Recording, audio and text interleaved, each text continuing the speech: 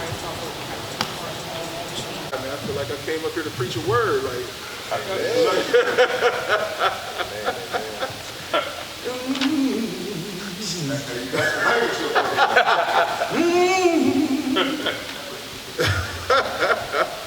right, man. Let's have some fun real quick, man.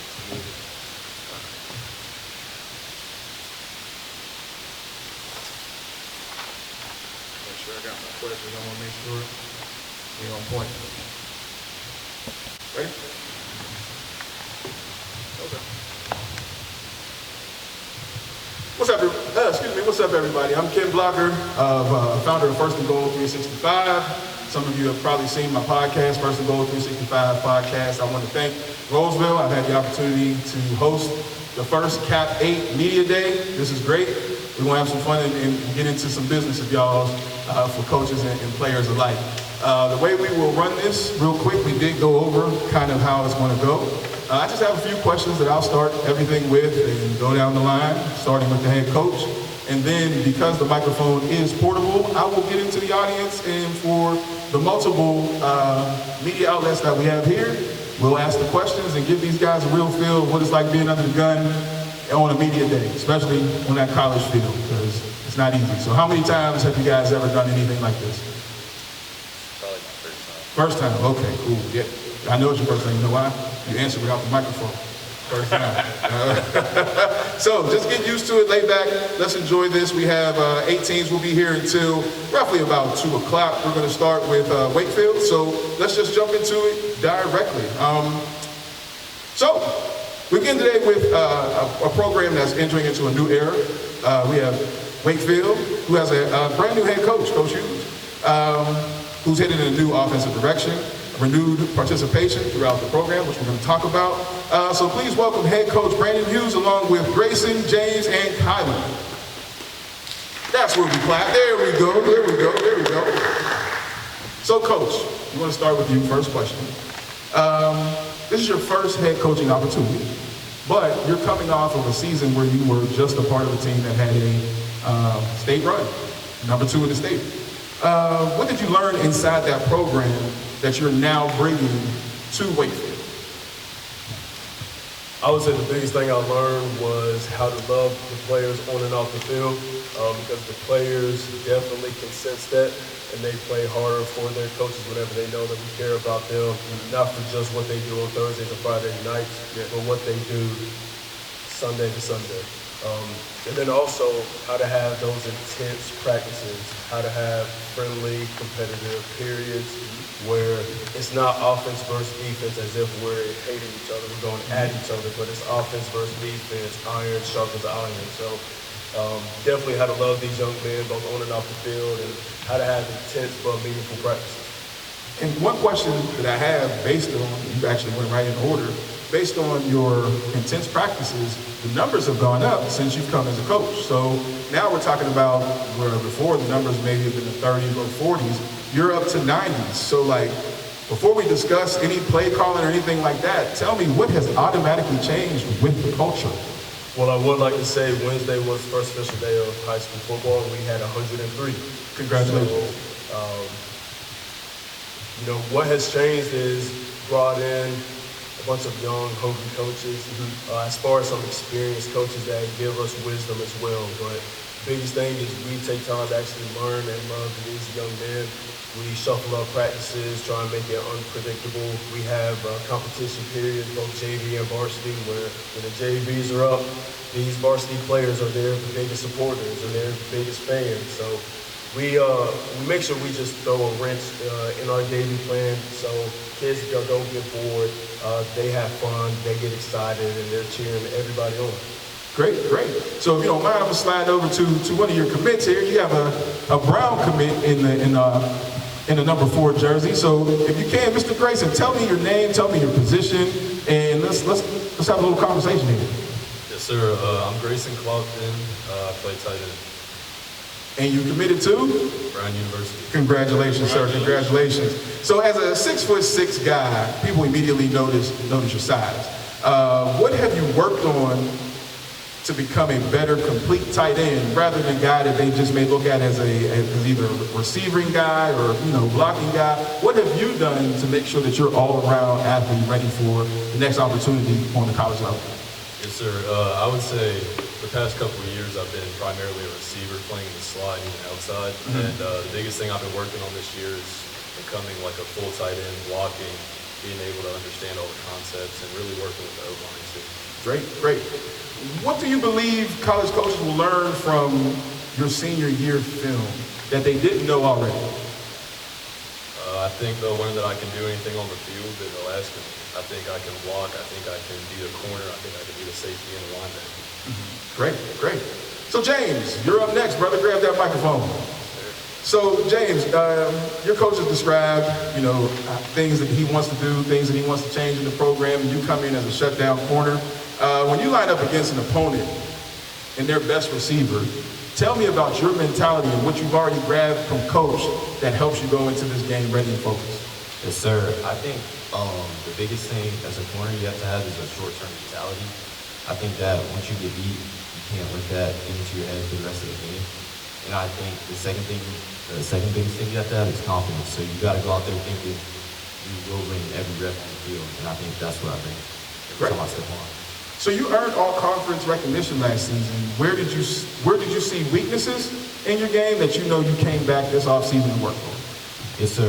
I think weaknesses, I think my eyes and the technical part. I think athletically, I was fine. I think I had to work on really getting my eyes trained on within and my technique. Great, great. So Kyler, you're up next, brother. Sure. So tell me a little bit about what's the difference between being a talented running back, because you play running back, correct? Yes, sir. So a talented running back versus the running back that can be trusted every single down. Well, talented running back, is someone that can read the whole field, you got the quarterback, but you also have a running back in the backfield that needs to read the D-line and you can read the secondary too. So, it's a big difference between having a talented running back and knowing what you can. Great. So then tell me a little bit about your running back style and some running backs that you admire both on the college and the professional level.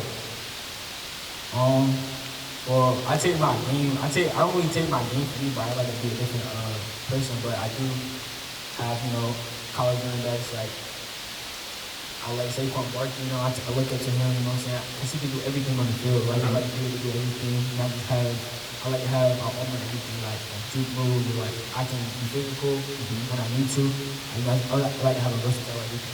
Okay, great. Now here's a question before I go to the audience that I'm gonna ask everybody today. Somebody gotta give me their best Coach Hughes impersonation when he gets mad right now. So who's gonna do it? Somebody gotta pick it. Everybody's gonna do this of their coach today. So who has the best Coach Hughes when he gets ticked off? Don't be scared, we got you back. It's a lot. It's a lot. Damn, that's not good. One thing. Don't be scared. He ain't gonna run you. I promise he ain't gonna run you. One thing he do. Hey, get him chopping. Get him. That's the main thing he do. That's the main thing he does? Okay. Great. So we're going to take it to the audience. So if anybody has any questions, I'll bring it over to you. Just announce what media outlet you're from and go from there. Hey, Joel from Isolati. I have a basic question. Who do you play for? Who do you get out of bed for? Those early morning workouts? Who do you think about when you got to go out there? Who are you doing it for? Well, I really think about my family, I want to be the first, athletic person to come out my family, so what I can do, talented. Just really prove to them that, because I think I'm a talented running back, and I want to prove that to them on the field and off the field. So that's what it is. I think I play for myself. I don't feel like I have to prove anything to anyone. I just want to be the best that I can be and take football as far as it can take me.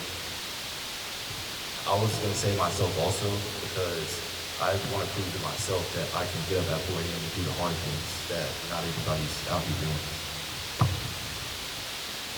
And for myself, I do it for the 103 young men who dedicate their summer, their time, their energy, and the 11 assistant coaches, especially being a first-year head coach. I want to lead by example. So I do it for these young men and our assistant coaches as well. Hi, Tom Shannon from the News and Observer. Glad to be here. Still waiting for the budget to be approved for me to write stories like I do every year. So if you want to send the sports editor an email, go ahead and do it. Newspapers aren't like they were when I was a kid. I was curious, nowadays college guys transfer so quickly. Darian Mensah left Duke just admitted he did it so he had a chance to win a national championship. Three guys are coming from a struggling program. What committed you to stay under your new coach instead of transferring somewhere else where you might know you're going to win? Well, actually, that's a really good question. So I actually transferred before the start of the season.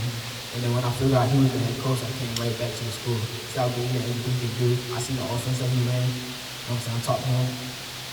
Talked to my other head coach about everything he can do. I just really like how he runs that offense. He's fast, brings energy to the offense and defensive side. I like how he just teaches his players.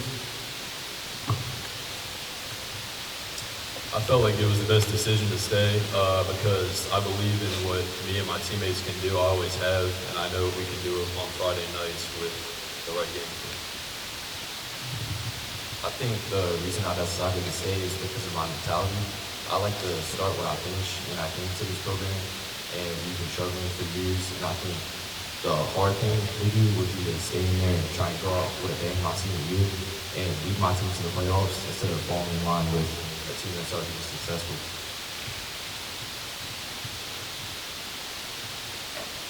Will Helms, Preparation. Coach, you talked about a lot of new kids in the program. Of course, you got some returners. You're also going to have a lot of new starters this year. Just tell me a little bit about that evaluation process. And then is there a guy or two who's really impressed you that maybe you weren't sure about and you think who's probably going to make a big impact this year? Absolutely. In the evaluation process, I was very transparent and said it's a clean slate. Whoever started last year does not mean you are starting this year. And if you didn't start last year, that doesn't mean that you're still not going to start this year. So I made that very clear. There is no starters until August 21st. That's the mentality that the coaches have, and the players have really taken that and ran with it in the best way. It's made our best players play even harder. Those returning starters started to grind even harder, even more. And the guys who were backups previously, you could see them just have a sigh of relief knowing that it's a head coach who's giving them a clean slate and we're not judging them based off what they previously have or haven't done. A couple guys who really jumped off the page to me, who was unexpected. We have a sophomore linebacker, Bryson Valent. He was actually a starting JV receiver. We saw him. He put on a lot of weight, a lot of muscle. We saw his intensity in the weight room and in workouts. And we pulled him to the side, asked him how did he feel about playing linebacker. And he has been amazing as a sophomore. He is a varsity player. He's got a varsity mentality. He's just a varsity player through and through. And secondly, I would say sophomore receiver Dominic Stevens. He did get pulled up from JV to varsity for Wakefield's last 2 games of the season last year. He's a phenomenal athlete. He's a varsity player in basketball and baseball. So, I see this kid. He doesn't necessarily pass the eye test. And as soon as he hit the field, there was no question that that young man is a varsity receiver. So I would say Bryson Valent and Dominic Stevens. Richard Ziegler, First and Goal 365. Coach Hughes, this is for you. As Coach Block expressed, you had probably a turnout of what, maybe 60 kids the years prior, or the turnout was rather low. This year you said you have 103 kids. That's a testament to, I guess, the new regime, so to speak. Tell me, and that's what I see. What do you attribute the increase? I mean, why do you think that's happening? Because that's a significant increase, almost 40-some kids. I would say it's two biggest things. Number one, me speaking with them, being able to look them in the eyes and tell them my vision for the program. I think the kids really bought in and believe in the vision that I have, that these three young men up here have and that our coaches have. So they believe that we will turn this thing around. And then also bringing in fresh life on the coaching staff was something that I could tell the kids really love. Have three coaches who are 28 years old, have three coaches who I actually coached their high school career. So having a good mix of that youth, and myself being the third oldest coach on staff at 31 years old is something that is not heard of for me to be considered an old head on the coaching staff. So I would say the young energy that we bring as coaches, we put on cleats and gloves and we're demonstrating, we show by example, we have fun with the kids. So I'll definitely say the kids believing in the vision that we have as a coaching staff, us leading by example, and then these outstanding seniors, Grayson and James, it's these young men look up to these seniors. And similar to what a question was asked earlier about transferring, when they see two of the top players in the state decide to stay home and finish what they started, they bought in, they aligned with the vision that I have, and it makes these younger players say, you know what, if Grayson Clopton and James Williams can stay at Wakefield and turn this thing around their senior year, I believe them and I believe the coaching staff.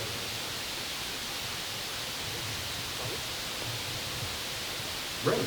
Well, Wakefield enters the season with new leadership, increased participation, and a group of athletes that are determined to accelerate and rebuild this process. So, Coach, we wish you luck. So, Coach Hughes, Grayson, James, and Kylan, thank you for joining us today. We appreciate you, and we wish you luck and healthiness on this season.